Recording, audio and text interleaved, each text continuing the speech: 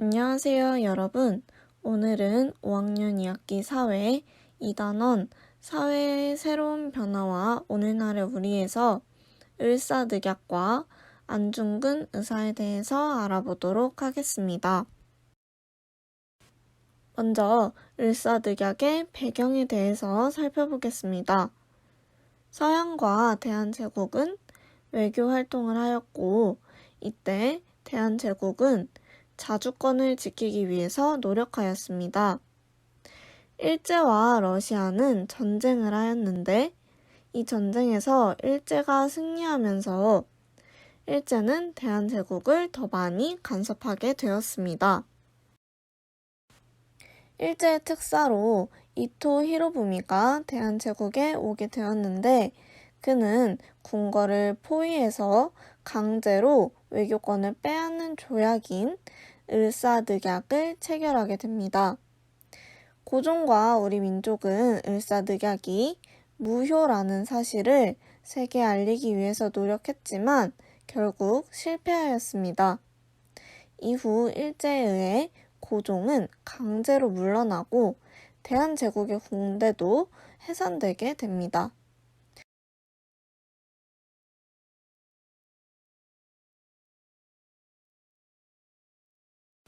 을사늑약에 저항을 했던 사람들도 있었는데요. 일부 사람들은 을사늑약 체결에 반대하면서 스스로 목숨을 끊었고, 신문에서는 을사늑약의 부당함을 알렸으며 의병이 일어났습니다.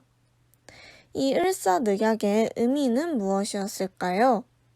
을사늑약을 통해 대한제국은 외교권을 빼앗기게 되었는데 이는 대한제국이 스스로 다른 나라와 교류하는 것이 불가하게 된 것입니다. 즉, 실질적으로 보았을 때 대한제국이 자주국으로서의 지위를 잃은 것입니다. 그렇다면 항일 의병은 어떠한 노력을 하였을까요? 먼저 의병이란 백성들이 자발적으로 조직한 군대를 말합니다. 이 항일 의병은 백성들이 일제로부터 우리나라를 지키기 위해서 일어나게 되었는데요. 먼저 을미사변 이후를 살펴보면 을미사변의 발생 이후에 단발령이 내려지게 되었습니다. 이 단발령은 무엇이냐 하면 을미사변 이후에 개혁의 하나로 백성들의 머리를 강제로 깎도록 했던 명령을 말합니다. 이에 백성들은 반대를 했었는데 그 이유는 우리나라의 머리카락 등의 부모에게서 물려받은 것을 소중히 여기는 전통이 있었기 때문입니다. 따라서 농민들과 특히 지방 유생들을 중심으로 일제에 대항하는 의병이 일어나게 됩니다. 결국 단발령은 취소되었고 고종이 러시아 공사관으로 이동을 해서 해산 명령을 내리자 의병이 스스로 해산하였습니다. 을사늑약이 강제 체결된 이후에도 항일 의병이 일어나게 되었는데요. 을사늑약이 강제로 체결된 이후에 무장 투쟁을 하는 의병이 전국에 다시 일어났는데 을사늑약의 폐지를 요구하였습니다. 이때에는 농민들도 의병에 참여를 해서 특히 평민 출신의 의병장들도 등장하게 되었습니다. 그 평민 출신의 의병장이었던 신돌석의 부대는 강원도, 경상도, 충청도에서 일본군과 싸웠는데 그는 태백산 호랑이라는 별명을 얻기도 했습니다. 1907년 이후에는 강제로 고종이 물러났고 대한제국의 군대가 일제에 의해서 해산되었습니다. 전국에서 항일의병 운동이 벌어졌고 대한제국에 해산된 군인들이 합류를 하면서 새로운 전술과 무기를 사용할 수 있었습니다. 일제가 의병 운동을 탄압하면서 많은 의병이 다치거나 죽게 되었는데요. 그 중에서도 살아남은 의병들은 만주와 연해주로 옮겨가서 항일 투쟁을 계속하였습니다. 서울 진공 작전도 계획되었는데요. 해산된 대한제국 군인들이 의병이 되었고 이들이 일제를 몰아내기 위해서는 전국에 흩어져 있는 의병들을 모두 모아야 한다고 생각하였습니다. 따라서 의병연합군인 13도 창의군을 만들고 서울 진공 작전을 계획하였습니다. 이들은 서울로 이동했지만 일제의 강력한 저항으로 후퇴를 하면서 서울 진공 작전이 실패하였습니다. 그렇지만 전국의 의병 부대가 처음으로 같이 일제에 대항한 사건이라는 의의를 가지고 있습니다.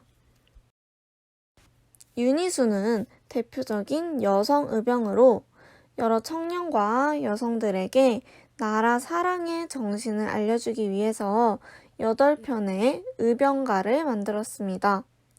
그리고 의병과 대립했던 광군, 그리고 의병을 밀고 한 사람들, 그리고 일본군에게 주는 4편의 경고문을 만들었고, 윤희수는 중국으로 이동해서 항일운동을 계속하였습니다. 지금부터는 안중근 의사에 대해서 살펴보겠습니다. 안중근은 우리나라의 힘을 기르기 위해서는 계몽운동을 해야 한다고 생각했습니다.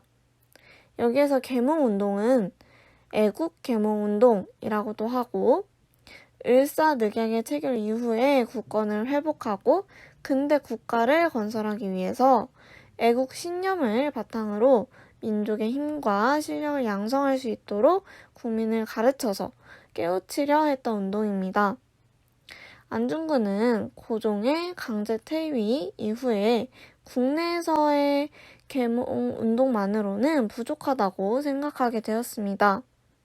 따라서 그는 망명해서 북간도를 거쳐서 연해주인 한인마을에서 계몽 운동을 하고 의병을 만들어서 국내 진입 작전을 진행하였습니다. 그는 1909년 만주 하얼빈역에서 우리나라를 빼앗는 데 앞장섰던 이토 히로부미를 저격하기도 했습니다. 안중근은 이토 히로부미를 저격한 자리에서 붙잡혔는데 그래서 일본에 넘겨져서 리순 감옥에서 재판을 받게 되었습니다. 그는 재판에서 일제가 우리에게 하였던 만행과 그리고 자신이 이토 히로부미를 죽여서 지키려고 노력했던 평화에 대해서 그의 생각을 전 세계에 알렸습니다. 여러 나라에서 안중근을 구하기 위해 노력을 했지만 모두 실패했고 결국 안중근은 사형을 당하게 되었습니다. 해방 이후에 안중근이 묻힌 흔적이 사라지고 그리고 중국이나 일본과의 외교적, 정치적인 문제로 인해서 그의 유해를 찾지 못하였습니다. 안중근이 이토 히로부미를 저격할 때 안중근의 의거를 도왔던 사람들도 있었는데요. 안중근은 독립운동가 우덕순, 유동하, 조도선과 같이 의거를 준비했습니다. 재외 동포였던 최재형은 안중근의 의거에 경제적으로 열심히 지원을 했고 이들이 체포된 이후에도 풀려날 수 있도록 적극적으로 도왔습니다. 결과적으로 안중근은 사형을 선고받았고 우덕순, 유동하, 조도선은 징역형을 선고받게 되었습니다.